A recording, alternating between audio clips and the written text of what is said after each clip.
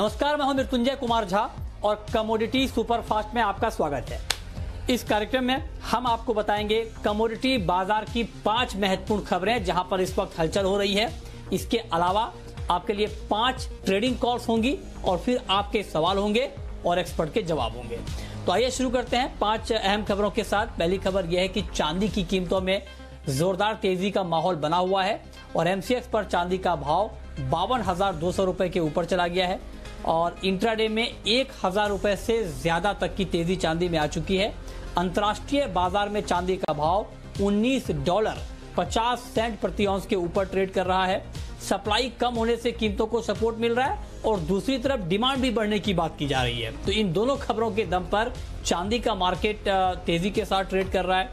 इसके अलावा गोल्ड भी कहां पीछे रहने वाला है, गोल्ड में भी तेजी है और गोल्ड का मार्केट लगातार 49,000 के ऊपर टिका हुआ है। अभी भाव 49,100 के भी ऊपर है और 250 रुपए तक की मजबूती यहां पर दिख रही है। अंतर्राष्ट्रीय बाजार में गोल्ड का भाव $1,810 प्रति औंस के ऊपर ट्रेड कर रहा है और जिस तरह से दुनिया भर में कोरोना को लेकर चिंता है, उसके बीच सुरक्षित निवेश के तौर पर गोल्ड की डिमांड लगातार बढ़ रही है, जिसका इंपैक्ट आप प्राइस के ऊपर देख रहे हैं। इसके अलावा मेटल मार्केट को देखें तो आज मेटल मार्केट में लंबे समय के बाद इतनी अच्छी रौनक आई है और इंट्राडे में कॉपर का भाव 500 रुपए के भी पार चला गया। तो ये हमने आपको सबसे पहले बताया था कि कॉपर में भी और तेजी बाकी है। 2.5% तक की मजबूती कॉपर में दिख रही है। जिंक, निकल, लेड, ये सारे के सारे मेटल तेजी के साथ ट्रेड कर रहे हैं क्योंकि जो इंडस्ट्रियल एक्टिविटी धीरे धीरे शुरू हो रही है ग्लोबली, उसका इंपैक्ट प्राइस के ऊपर दिख रहा है। डिमांड बढ़ने की उम्मीद की जा रही है। हालांकि क्रूड मार्केट में कहीं से कोई रौनक नहीं है। कच्चे तेल में लगातार कमजोरी बनी हुई है। ब्रेंट का भाव 43 के नीचे है। WTI क्रूड का भाव $40 के आसपास ट्रेड कर रहा है और एमसीएक्स पर भाव 3,000 के नीचे है क्योंकि डिमांड का कंसर्न तो है ही और दूसरी बात यह है कि सप्लाई में भी मतलब बहुत ज्यादा कमी नहीं है डिमांड के मुकाबले, लिहाजा मार्केट तेजी नहीं कर पा रहा है।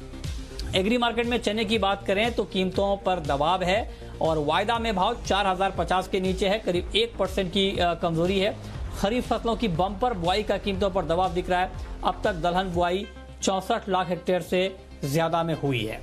तो ये 5 खबरें, लेकिन इन 5 खबरों के बाद अब हम बात करेंगे 5 ट्रेडिंग कॉल्स की और ये बताने के लिए हमारे साथ अजय केडिया हैं, केडिया कमोडिटी के एमडी। अजय जी, बहुत बहुत स्वागत है आपका। गोल्ड से शुरुआत कर लेते हैं। गोल्ड में क्या किया जाए, क्योंकि गोल्ड आप देखिए कि ये अच्छी बात ये है कि मार्केट 49,100 के ऊपर लगातार टिका हुआ है। तो क्या इस लेवल पे बाई करना चाहिए, क्या करें इस लेवल पे गोल्ड में? गुड इवनिंग मुझे। देखिए, पिछले अगर कुछ दिनों से देखें तो गोल्ड एक सीमित दायरे में ट्रेड कर रहा है। 49,200-300 के करीब जाता है, वहां से सेलिंग प्रेशर बनता है और जिस जगह शुक्रवार को हमने एक्सपेक्ट किया था कि गिरावट आएगी तो खाली गोल्ड में ही गिरावट आई थी, चांदी बिल्कुल मेंटेन थी। तो हमें लगता है गोल्ड एक रेंज में रहेगा जो 48,800 से लेके 49,400 के बीच में रहेगा। तो आज गोल्ड बिल्कुल लेके चलना चाहिए। अपसाइड थोड़ा लिमिटेड रहेगा जो 49,350 से लेके 49,400 तक का लेवल दिखा सकता है।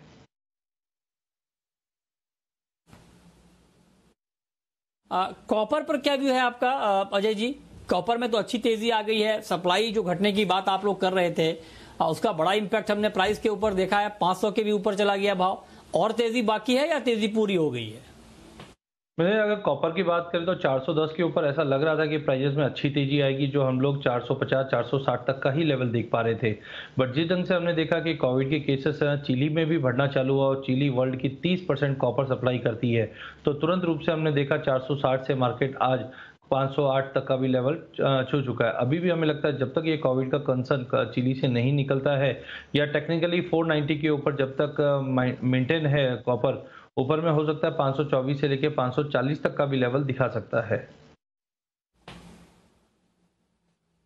ठीक है। क्रूड का मार्केट आपको कैसा लग रहा है? क्योंकि कच्चा तेल दबाव में है, लेकिन ये भी एक बात है कि गिरावट भी बहुत नहीं आ रही है। मतलब 3,000 के इर्द गिर्द मार्केट लंबे समय से घूम रहा है और अंतर्राष्ट्रीय बाजार में $40 के आसपास। तो क्रूड में आगे क्या ट्रेड लेना ठीक रहेगा? मुझे लगता है क्रूड एक ब्रॉडर रेंज एक पकड़ चुका है। 3900 से लेकर 2900 से लेकर 3100 के बीच में ही ट्रेड करता हुआ दिखाई देगा। जब तक 3100 के ऊपर नहीं निकलता है जो भी जब मिले 3020 3050 के करीब, वहां पे हमें बेच के चलना चाहिए। इमीडिएट टारगेट तो 2940 का ही है, क्योंकि हमने शुक्रवार के सेशन भी 2900 तक का ही लो बनते हुए देखा, लेकिन एक बार 2900 तोड़ता है तो हमें लगता है 2640 तक के भी लेवल दिखा देंगे, क्योंकि ऑलरेडी हमने देखा सप्लाई काफी पर्याप्त है और डिमांड एज ऑफ नाउ कम है, क्योंकि वापस लॉकडाउन का कंसर्न्स बन चुका है। लेकिन ओपेक की ये हफ्ते में मीटिंग है, वो काफी इंपॉर्टेंट रहेगी आगे के आउटलुक के लिए। ठीक है, सोयाबीन का मार्केट अभी आपको कैसा लग रहा है, यहां पर क्या ट्रेड लिया जाए?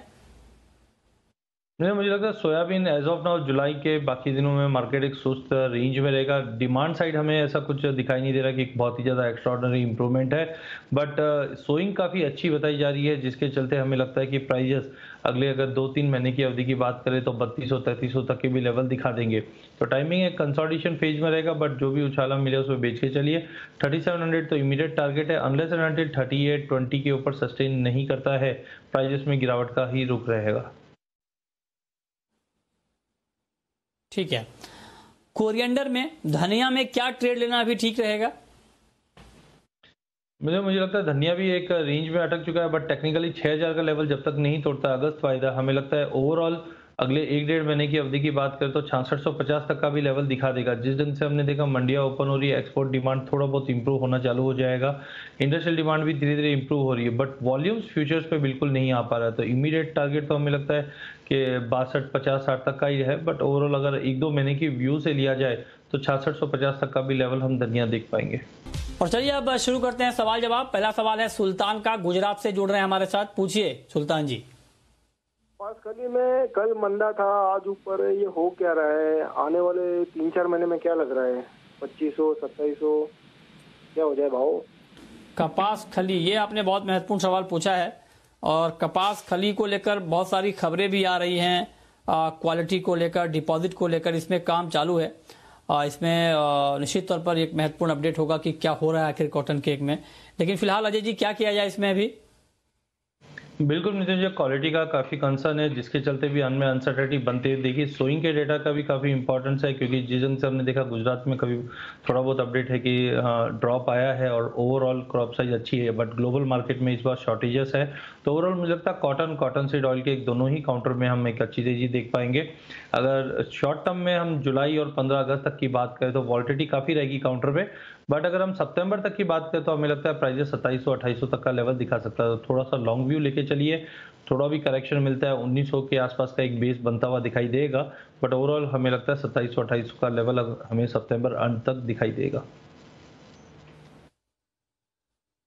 ठीक है, गोपाल हैं राजस्थान से, पूछिए गोपाल जी। जी सर नमस्कार। सर जी हाजिर में 100 बोरी गुआर पड़ा है, अब बारिश भी हो रहा है लेकिन गुआर का बिजाई कम हो रहा है, तो बेचते हैं यार कि 2-3 महीने में तेजी हो सकती है क्या?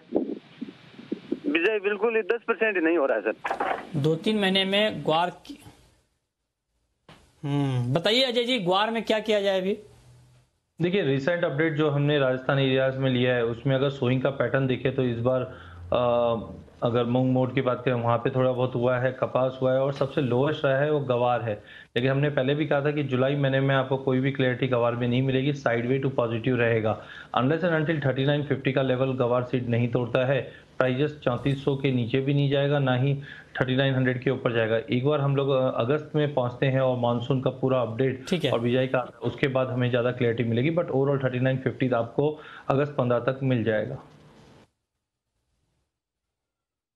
ठीक है, बहुत शुक्रिया अजय जी आपका हमारे साथ जुड़ने के लिए, बताने के लिए कमोडिटी में कहां पर ट्रेड का मौका बनेगा। तो फिलहाल इस बुलेटिन में इतना ही।